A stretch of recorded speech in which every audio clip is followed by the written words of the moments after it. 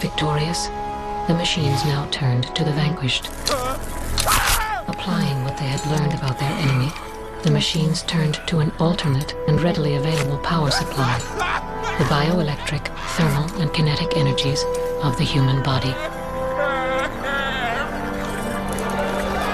A newly refashioned symbiotic relationship between the two adversaries was born. The machine drawing power from the human body, an endlessly multiplying, infinitely renewable energy source. This is the very essence of the Second Renaissance.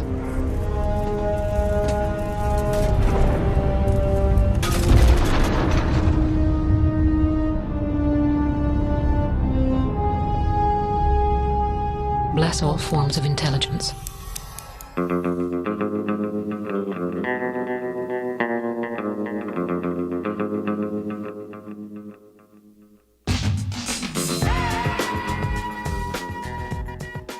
Hi, welcome to the 90s and Beyond, a film podcast that covers films of the 1990s as well as sequels to those films and spin-offs. And I'm going to actually get into a spin-off to a film that came out in the 1990s on this episode. Now, we already looked at The Matrix and The Matrix Reloaded. Well, shortly after the release of The Matrix Reloaded into theaters, this particular film, which is a collection, like an omnibus of 9 short animated films that were packaged into one long film called The Animatrix, and that's what I'm going to cover here today. A bit of a palate cleanser, so to speak, between The Matrix Reloaded as well as its sequel that came out later in 2003 called The Matrix Revolutions. The Animatrix came out on DVD and VHS about a month after the release of Matrix Reloaded into theaters. And it wasn't rated at the time, but I would probably rate it PG-13. It has violence, it has some nudity, some suggestive material, some language as well. It's an hour and 40 minutes when you compile all of the different animated features as a package.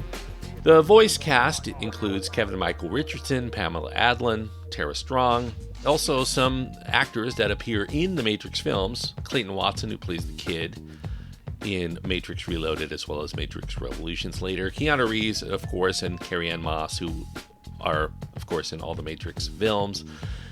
The directors, well, they're just as varied. There are 9 different animated features here, so you have a lot of different directors as well. Peter Chung, Andy Jones, Yoshiaki Kawajiri, Takeshi Koike, Mihiro Maeda, Koji Morimoto, Shinichiro Watanabe.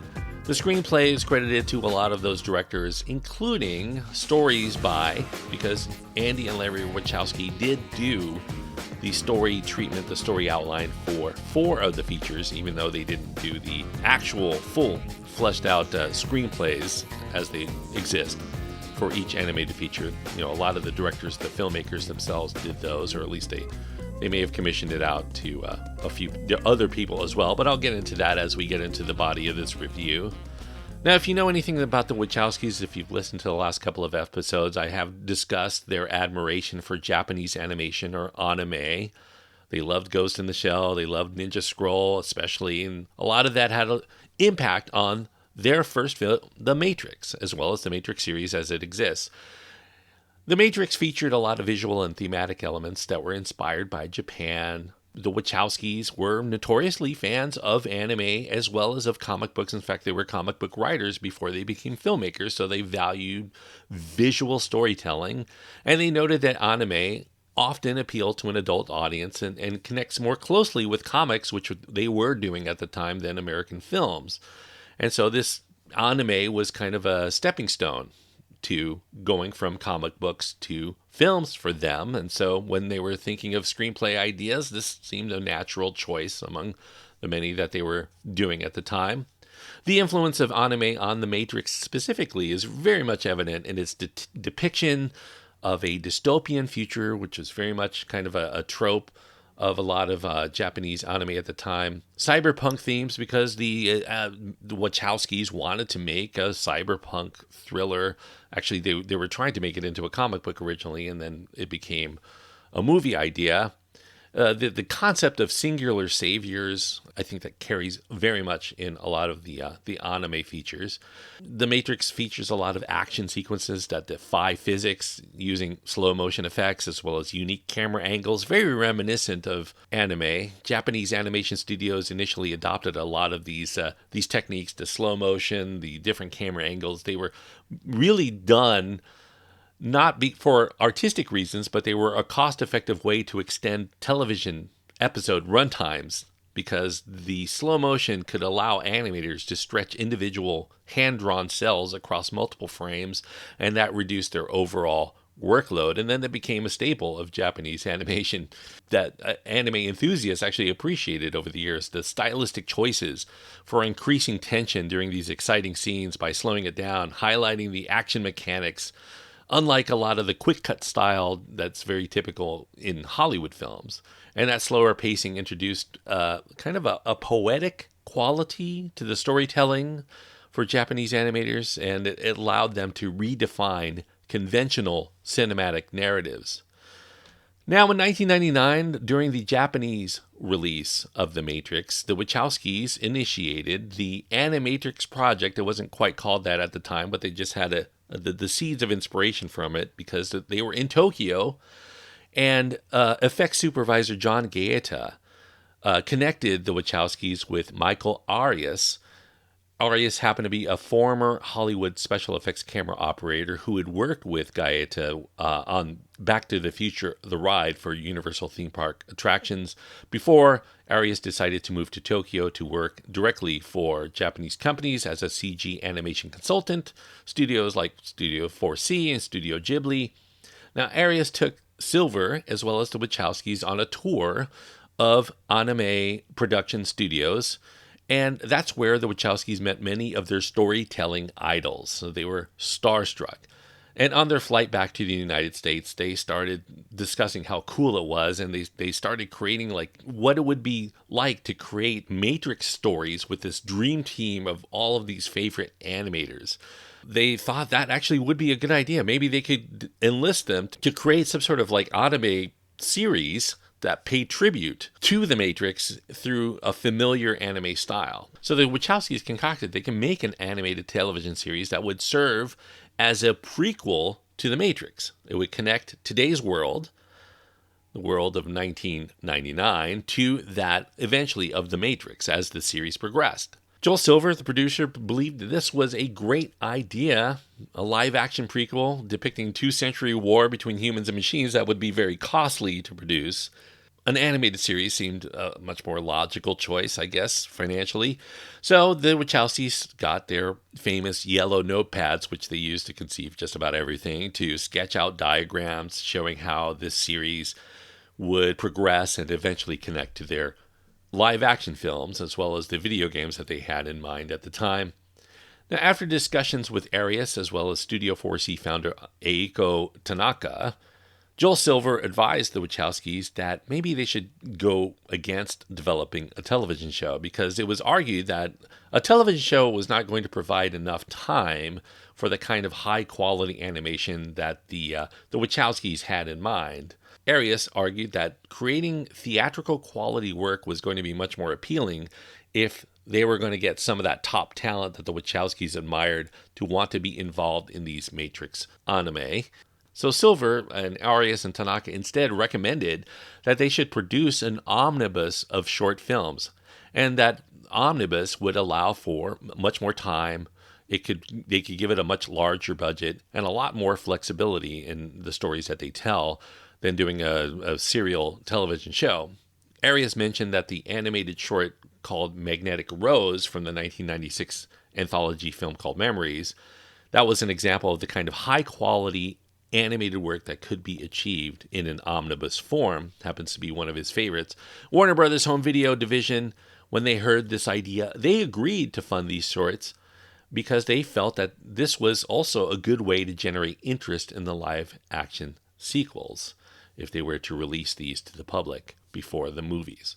The Wachowskis asked Matrix comics artists like Jeff Darrow, Stuart Immonen, Troy Nixie, and Gregory Ruth to storyboard some side adventures that they could concoct in the Matrix universe. They asked Arias to become the producer of this film and to commission 10 short films for online release that would come out before the next Matrix sequel, as they were planning.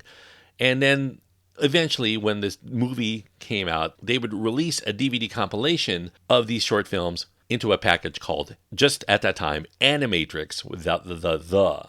Initially, Arias was actually hesitant about producing these films. He wasn't a producer before and had no real experience there, but the Wachowskis reassured him that his primary role as a producer was not to come up with a lot of the concepts. It was just to gather up those top Japanese animators that he had contact with and to allow them the creative freedom within the Matrix concept that they had seen in the first film. The Wachowskis wanted to encourage innovation while also keeping final approval of the screenplays and designs to maintain their overall vision. Arias discovered that the Wachowskis actually had a very elaborate and intricate backstory to the Matrix, and their explanations, as he listened to them, reminded him of like Stephen Hawking talking about the universe's origins. They just had it so mapped out and very detailed into how you go from today to the Matrix as we discovered it in the 1999 film. Arias decided to collaborate directly with Eiko Tanaka as well as Hiroaki Takeuchi. Takeuchi is recognized for his work specifically on Sega games like Virtua Fighter and Shenmue, but he also was very well versed in legal matters and could help with a lot of the contractual obligations that this project would entail. While a lot of the top talent on their list of desired animators like Mamoru Oshii, who is known for The Ghost in the Shell, as well as Katsuhiro Otomo, famous for Akira, they could not participate because they were actually very busy at the time. They were still able to enlist a lot of the people on the Wachowskis list that they wanted, and that included Mahiro Maeda, who was known for the anime series called Blue Submarine 6, Yoshiaki Kawajiri, of course, from Ninja Scroll, Shinichiro Watanabe from Cowboy Bebop, Koji Morimoto, the animation supervisor for Akira, Takeshi Koike, who's a protege of Kawajiri, and the lead animator for Wicked City, who would be making his directorial debut here. Arias felt that this lineup was very diverse and would offer a lot of different and very fresh perspectives to this project. The team of animators actually only had the first Matrix as a reference at the time. The second Matrix, the Matrix sequel, Reloaded as it would come to be known, it either was not quite out yet, the Wachowskis were still coming up with it, but they also wanted to provide minimal insight into their sequel plans to anybody, so they really were tight-lipped about what they were going to be doing in their sequels, although they had to open it up a little bit because there is a tie-in there. So Tanaka spoke to Shinichiro Watanabe about the Animatrix project to get him on board because she knew that he was a huge admirer of The Matrix. Watanabe noted that The Matrix very much mirrored a Japanese animated style, including a lot of the themes that Japanese animation has come to be known for, a lot of themes of doubt, characters questioning the nature of their reality, and an existence of a hidden truth beyond perception. That was very much part and parcel of the storytelling that he liked to do as well. So Watanabe wanted to direct a story by his idols, the Wachowskis. He wanted to do that instead of pursuing an original project. Tanaka suggested Kid's Story, one of the story concepts that the Wachowskis had in mind, that featured the what eventually would become the Clayton Watson character from the Matrix sequels, the Kid. Here, the Wachowskis gave the Kid a name called Michael Karl Popper referencing the leading 20th century philosopher of science of that name, whose theories on nested codes of human knowledge exist in these three realms: the physical, the subjective consciousness, as well as the objective knowledge, that all is part of the foundational philosophical thinking that goes into the Matrix and informed a lot of its theories. As he was concocting the Kid Story to better understand American schools, because it was going to be primarily set in an American school, Watanabe went to the United States and to film reference footage at Alameda High, where Arias knew the vice principal, and also at Berkeley High. And the friend of Arias that kind of gave them a tour of Alameda High and Berkeley High inspired the teacher character in Kid Story.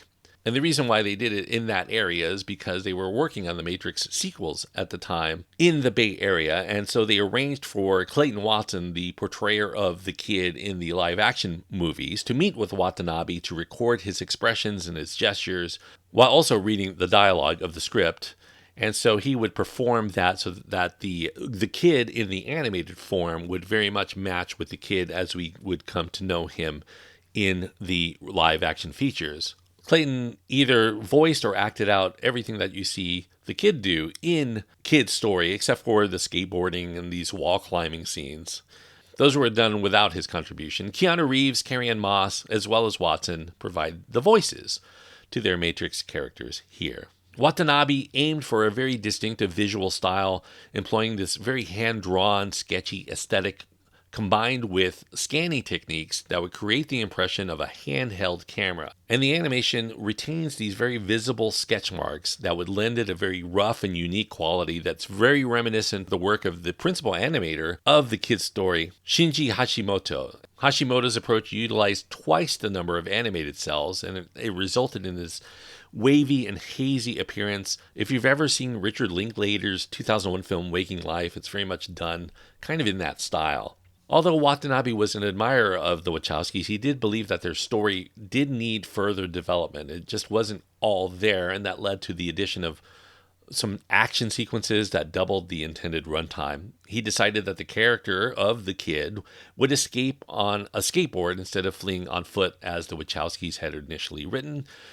Additionally, he planned for the character to enter the Matrix by making this seemingly suicidal leap, a leap of faith, so to speak, although it does result apparently in his death because we see his grave at the end of the feature. Although Watanabe and his team were concerned that the Wachowskis weren't going to like these changes, they did ultimately feel a lot of relief and satisfaction when the Wachowskis expressed wholehearted approval for the final product. As this was one of the first features, Watanabe also later took over the directing duties for a detective story after the previous director had departed. And unfortunately, that afforded very little development time for an already struggling project that was behind schedule. But Watanabe was a fan of hard-boiled detective films, so he aimed to make Trinity the main character in this feature and to create a very thick film noir aesthetic inspired by Roman Polanski's Chinatown. And he would also inject a lot of Lewis Carroll references that were very much favored by the Wachowskis in the Matrix stories. Watanabe created an old newspaper texture look for the film. He did it by photocopying and crumpling the backgrounds and then reproducing them with a fax machine. All of the Japanese teams that worked on the Animatrix initially had very considerable creative freedom. However, during the production of a detective story, Spencer Lamb was a comic book editor who had worked and befriended the Wachowskis during their Ecto Kid days, during the days when they were doing comic book work. He was brought on and took over as producer when Arias had to go away for a while.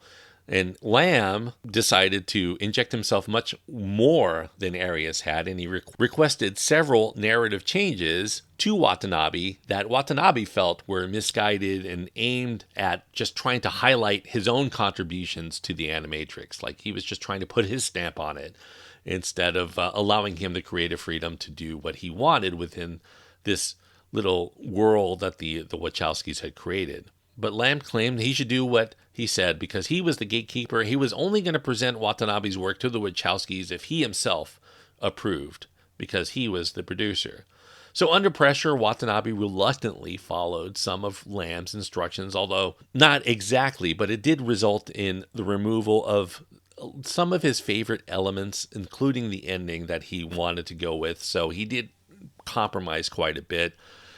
He soon realized that the promised creative freedom that he was given was actually an illusion. During the Los Angeles recording session sometime later, as they were putting all of this together in post-production, Watanabe refused to participate if Spencer Lamb was going to be present. He even threatened to punch Lamb's face if he showed up at any of these sessions.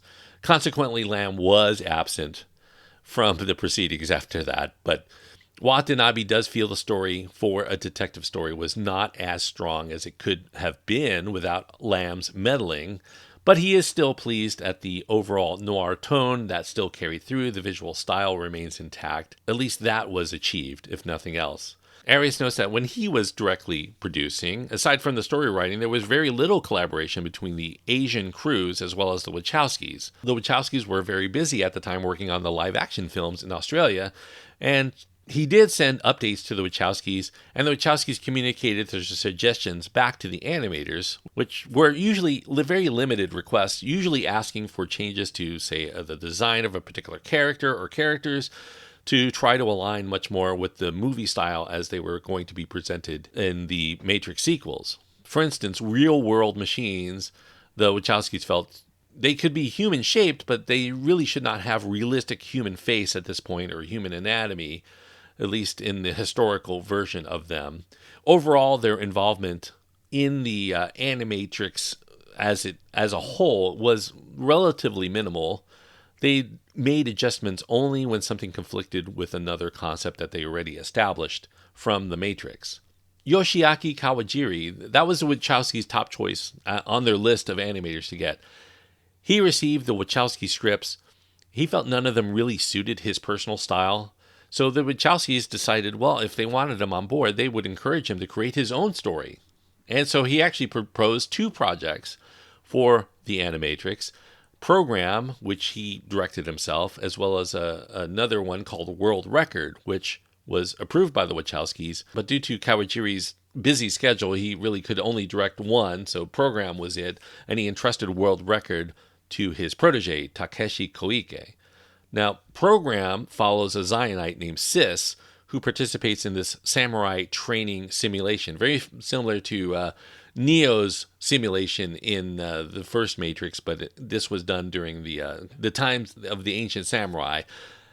Now, Sis chooses between pursuing love in the virtual world or returning to reality. This story was very much inspired by Cypher's betrayal in the Matrix. Kawajiri here presenting Sis as tempted to stay with this samurai named Duo, but ultimately does, in the end, choose to return to the real world, where she learns her decisions were actually just a test of her steadfastness. Kawajiri wrote the initial script for the other animated short, World Record. He did that in just 3 days, and then there were a lot of rewrites back and forth as the Wachowskis had their own feedback on it. And the story of World Record follows Dan, who is this world record holding sprinter who has exceptional speed and strength, who is so strong and so fast he actually escapes the Matrix during one particular run and ends up seeing the real world as it exists. He begins getting pursued by the agents, as we know from the first Matrix. Kawajiri designed the main character, Dan. He wanted him to be very different from Neo as kind of the hero of this particular piece. He would be somebody who emphasizes much more physical escape from the Matrix instead of some sort of intellectual or philosophical escape, as Neo and Morpheus do. The Wachowskis did make one major change because in the original ending, Dan was supposed to die at the end after he actually accomplished his success. But in this, the Wachowskis thought it might be more interesting for him to fail and then be confined to a hospital after that failure. The Wachowskis, of course, I already mentioned they wrote the story treatment for Kid Story, but they also wrote both parts of this 2-part anime called The Second Renaissance. We see part 1 and also part 2 back to back if you watch The Animatrix. It's basically a documentary-style narrative about humanity's subjugation by machines and the origins of the Matrix, as we cover, the couple of centuries before the Matrix's origin. And this was directed and produced by Mihiro Maeda for Studio 4C. But the project was very challenging for Maeda because it really didn't have any central character, at least at the time. It was much more looking at a lot of different aspects of society and historical footage. So, to enhance the dramatic focus, Maeda initially introduced a character to guide the audience's experience, and then chose this archival documentary style using real tragedies like the Holocaust and Tiananmen Square and Vietnam War to try to highlight humanity's darkest quest for dominance, and that became the background for their dealings with the machines. Maeda originally intended to create 2 6-minute shorts, but after introducing this narrator, inspired by Greek mythology to kind of oversee this, He expanded the scenes and resulted in an 18-minute runtime. Now, Maeda, while the Wachowskis were focusing on their live-action films, they accepted pretty much most of his story ideas for the Second Renaissance, even though all of these concepts come from them. They did reject his suggestion to include Agent Smith at some point in the story because they felt that that was going to be a distraction. The Japanese teams were encouraged to develop their own concepts. They did have vague feedback sometimes from the Wachowskis, who really just had a mantra: just put in more action and make it more sexy, and that would appeal much more to Western audiences. That was really their guideline to any changes that they wanted to make other than, particular designs.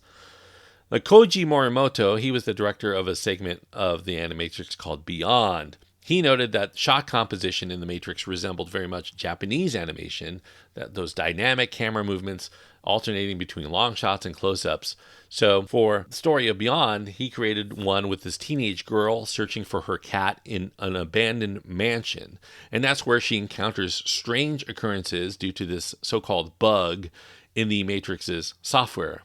Morimoto included a cat character specifically because he believes that cats can navigate between worlds beyond human perception. Ultimately, the theme of Beyond is that the Matrix creates unique environments very reflective of different cultures. So even though we only saw one particular city in the first Matrix, there's really a global community, just like we have in real life. A global community of different cultures that the Matrix caters to in their own way of appealing.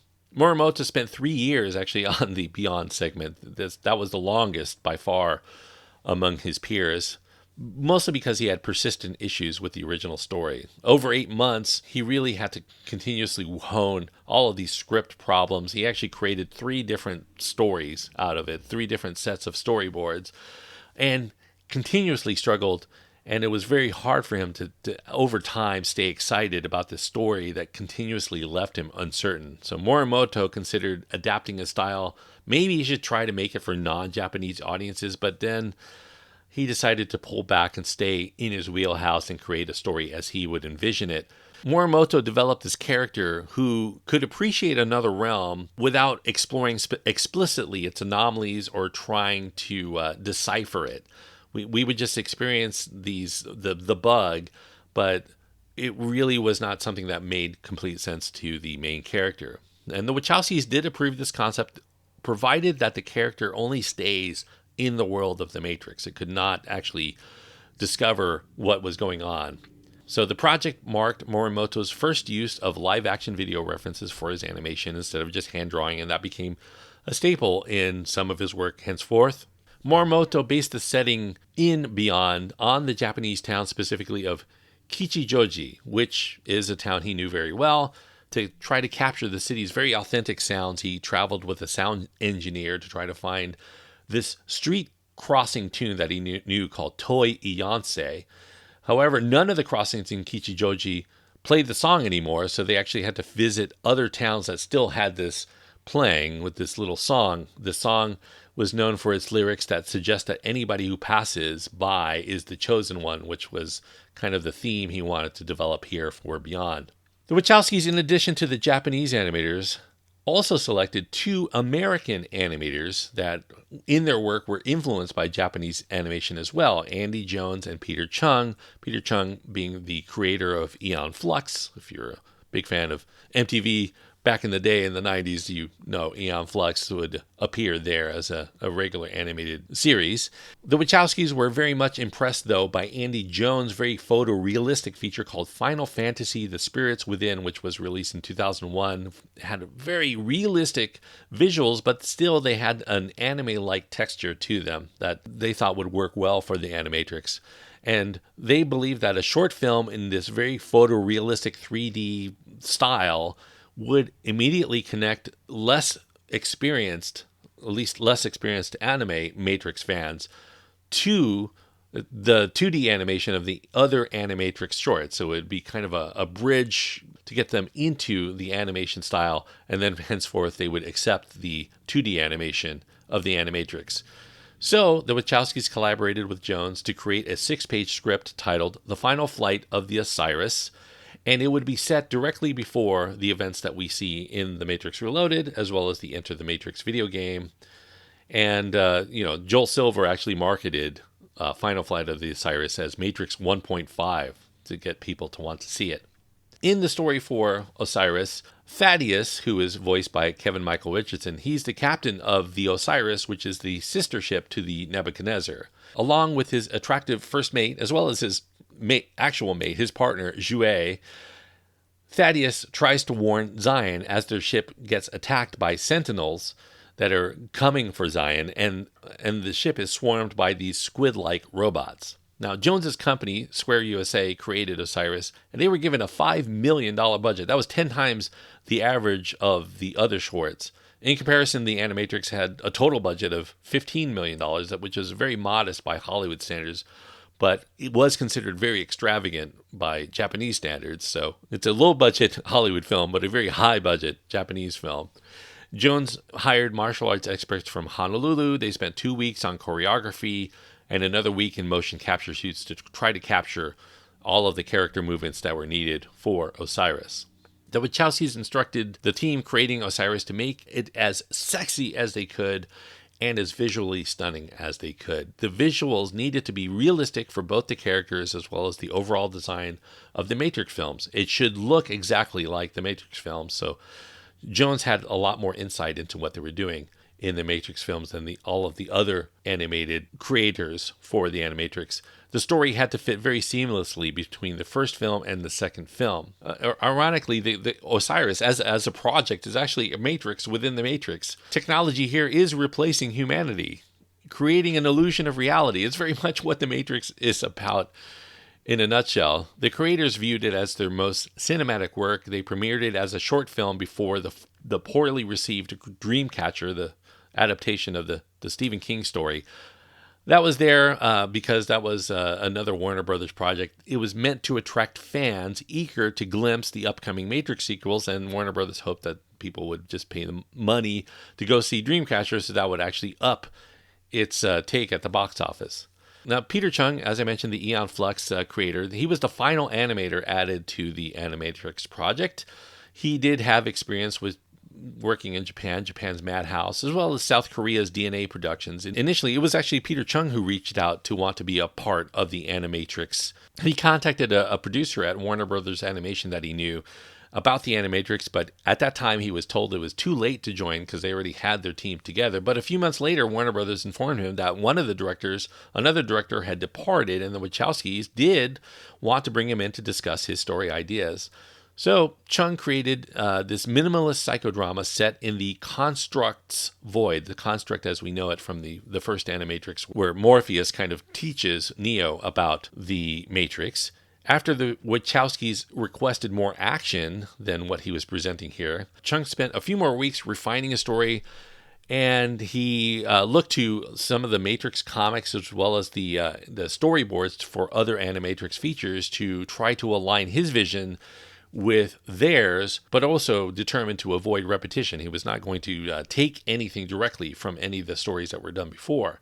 Chung wanted to do something different, and one of the things that Chung is known for doing in his features is to explore both sides of conflicts. We have to understand not only the motivations of the protagonists, but we also come to understand why the antagonists do what they do. They don't do things just for evil. They do things for a reason. So the next story idea that he came up with was to reimagine the Matrix from the machine's perspective. That would be something that was not done before. We know that humans live in a world created by the machines in the Matrix, but Chung wanted to ask, well, what if machines could experience human design worlds? And he wondered what would happen if a robot could navigate the complexities of a human dream. If they were stuck in a dream created by a human, he theorized that a robot would be actually more susceptible to deception in a human dream than a human would be in the reality created by robots. So in the story that Chung created, he titled Matriculated, kind of a spin-off of Matrix.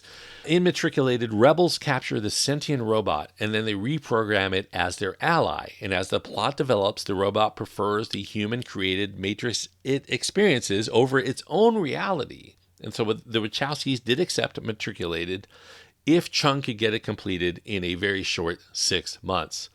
So Chung, realizing he was under the gun to get this done before they wanted to get this released, to streamline the production, he worked very closely with his core animators, the ones that he had a shorthand with at Studio DNA. They all understood his style and what he really wanted to achieve. They simplified the original concept that he wanted to choose. He was originally going to have a nanotechnology aspect to it.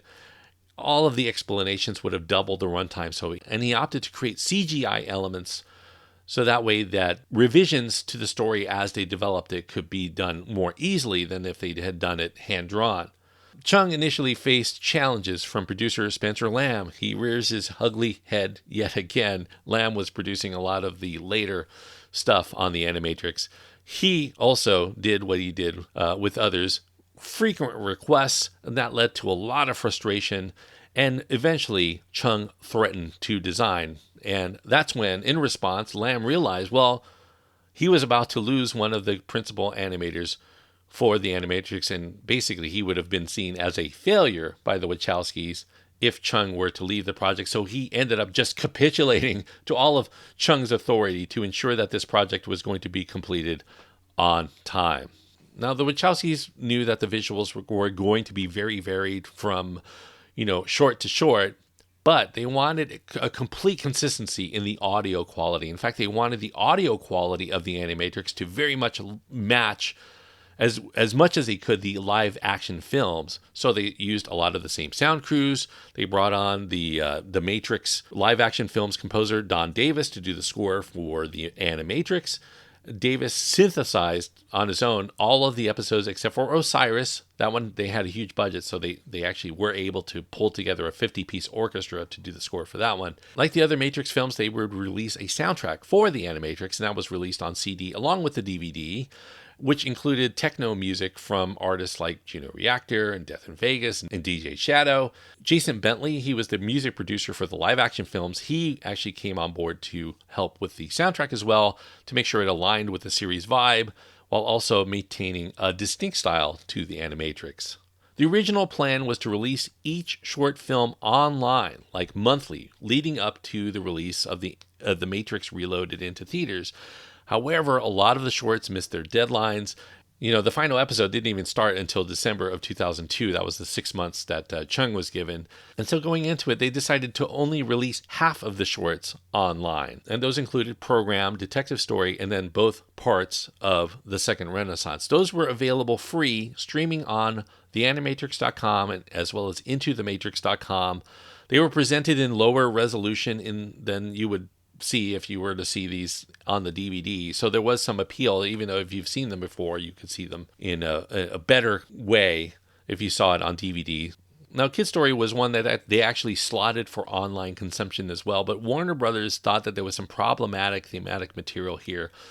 They chose not to release it. That metaphorical depiction of a teenager's suicide after facing those challenges, they felt was going to be construed in a way that was very negative by the public. And so they didn't want to get into the controversy of that, especially when they had hundreds of millions of dollars on the line with the Matrix sequels coming up. So they decided to hold off on that and save that one for the DVD.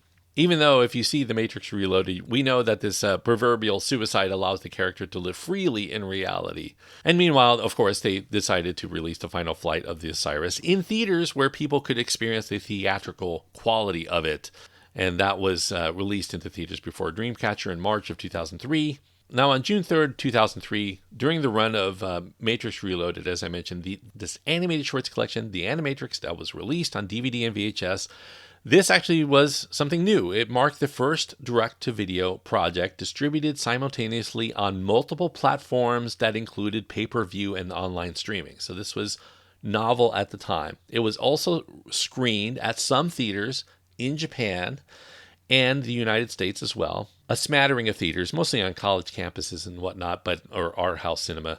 The release was, in the end, actually a huge financial success as well for them. They sold 2.7 million copies of the DVD and VHS, and it generated about $68 million in revenue off of that $15 million budget by the time The Matrix Revolutions premiered. Now, after watching it, some of the creators kind of were a little more chagrined at the overall impact of the Animatrix, even though they were proud of their own achievements.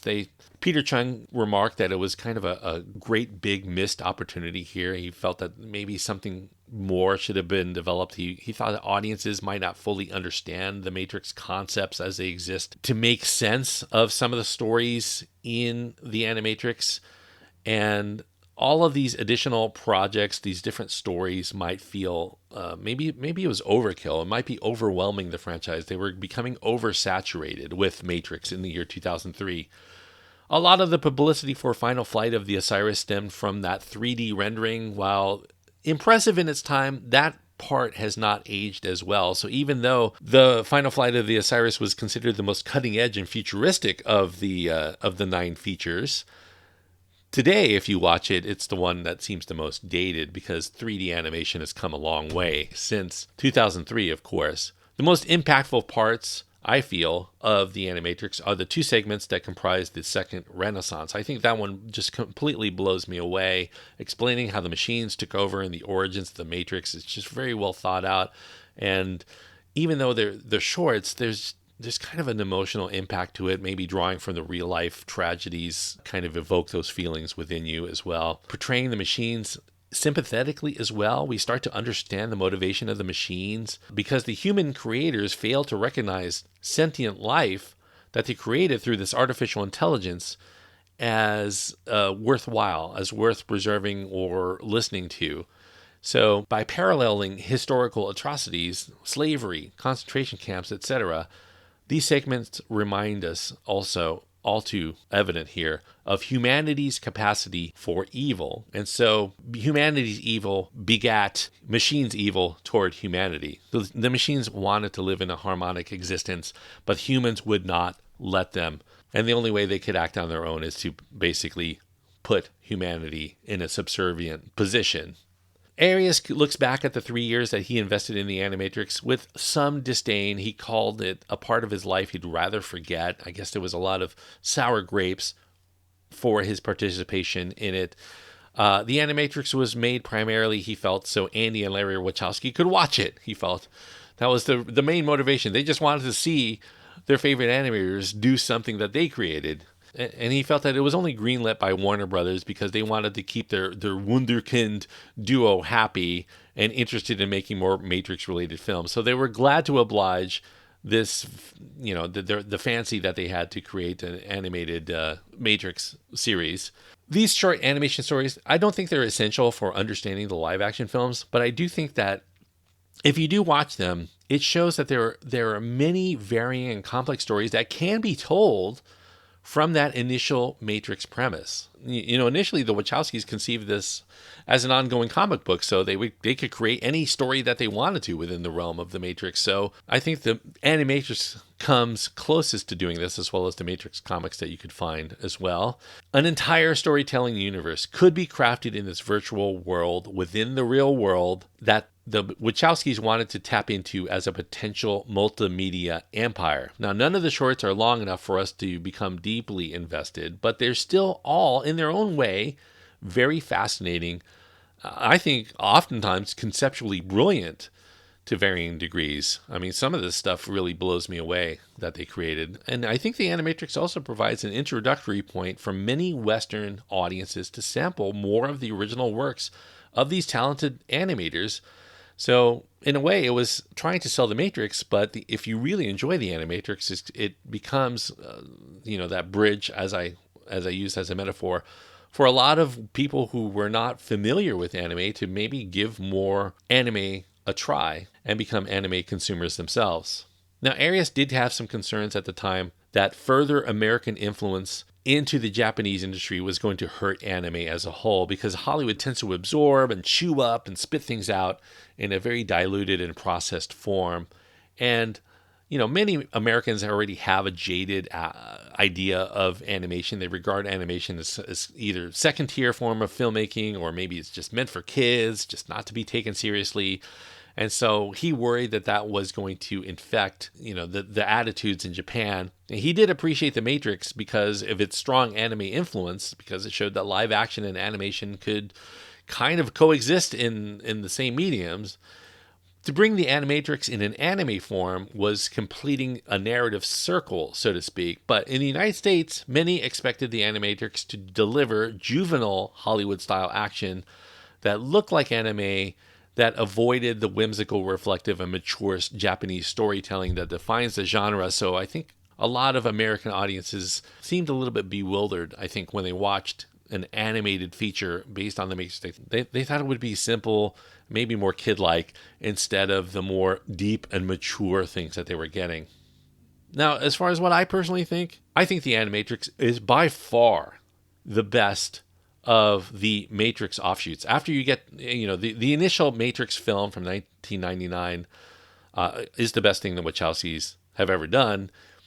I think the Animatrix is more inspired and I think much more fascinating than anything the Wachowskis have done in the live action sequels. And that's kind of giving away some of how I feel as we get into The Matrix Reloaded and, of course, Matrix Resurrection, as I'm going to get into. And there's also another Matrix film in the works that will not have the Wachowskis as director, but I'll talk about that as we get into further into this series. Several of the episodes, I think mainly, as I mentioned, the Second Renaissance, that historical look at the Matrix creation and why the machines had no choice but to enslave the human populace, those are so impactful. Even though they only play for a few minutes, that imagery remains with you. It's enduring. Some of these episodes are brilliant in exploring the infinite ways that you could tell a story within a Matrix concept. No two stories, with the exception of, I guess, the Second Renaissance, since there's two parts there, but none of the creators really encroach on each other's territory at all in this 9-part series, which just shows you the variety of different ways you could create Matrix stories. So I feel if you've never seen the Animatrix, because maybe some jaded former fan told you to watch only the Matrix, don't bother with anything else Matrix related, I would advise you, those people may not have caught the Animatrix, because the Animatrix, I think, is definitely worthwhile if you enjoyed the original Matrix film. Now, while the Wachowskis were not as successful in living up to their original concepts later, I think the Animatrix shows that there are still very absorbing stories to tell from the perspective of other creative, talented people. The Animatrix is often overlooked today. I think that there's a legacy here. Even though most people tend to forget the Animatrix exists, it did spearhead for a short time in Hollywood animated side stories that were related to movies and TV shows. There were animated episodes that came out shortly after the success of the Animatrix for Riddick, Van Helsing series, Blade series, the Terminator franchises. They all had their own kind of different side story animated projects. Buffy the Vampire Slayer, Alias, Doctor Who also had some animated webisodes. George Lucas, you could go on to say he created, an animated version of Star Wars, the Clone Wars that came out later in 2003 for the Cartoon Network as well. So The Matrix had short-lived, it's 15 minutes of fame, so to speak, but it actually did make an impact for at least a couple of years in Hollywood, in terms of Hollywood coming up with animated features to tie in with their live-action cinematic and television universes. So for all of this, I'm going to give The Animatrix 3.5 stars out of 4. 3.5 stars on my scale means that I do think that The Animatrix is a good film. I do think it's worth going out of your way to see. If you enjoyed the first Matrix film, if you haven't seen it, I definitely encourage you to seek it out. Some repackages of the Matrix films, if you collect the Matrix films, sometimes the Animatrix is included, sometimes it is not. So if you're going to go out and get the Matrix films on Blu-ray or 4K, UHD, whatever, keep in mind it may or may not exist. Check the credits on the back of the box before you purchase if you want to see this. Of course, it exists on DVD and on Blu-ray as well. I do encourage you to watch those because the special features are actually very good in terms of giving some background to the project, as well as background to anime itself. The Wachowskis actually threw in a short documentary on anime and its influence, not only on The Matrix, but also in Hollywood in general. So it's worth seeking out if you haven't taken it in, even though it's 20 years old now. So 3.5 stars out of 4 is what I give The Animatrix. If you have your own thoughts on The Animatrix, if you've seen this and you want to tell me about something in particular that came to mind while you were listening and I didn't talk about here, you can write to me. You can find my contact information at my website. That's at quipster.net, QWIPSTER.net. Quipster@gmail.com is my email address if you want to write to me directly. I do encourage you to do that. Just say hi and let me know what you think of the show and maybe give me some suggestions on what you want me to cover in the future of To the 90s and Beyond. As far as what I'm going to be doing next week, well, of course, I'm going to be heading back to the live action series to complete the two-part sequel that started with The Matrix Reloaded. It came out later in 2003, in November of 2003, with The Matrix Revolutions. I'll be talking about that on the next episode. Something to look forward to for all you Matrix fans. And I want to thank you for listening to this episode and your continued listening to all of the episodes as we continue our journey to the 90s and beyond.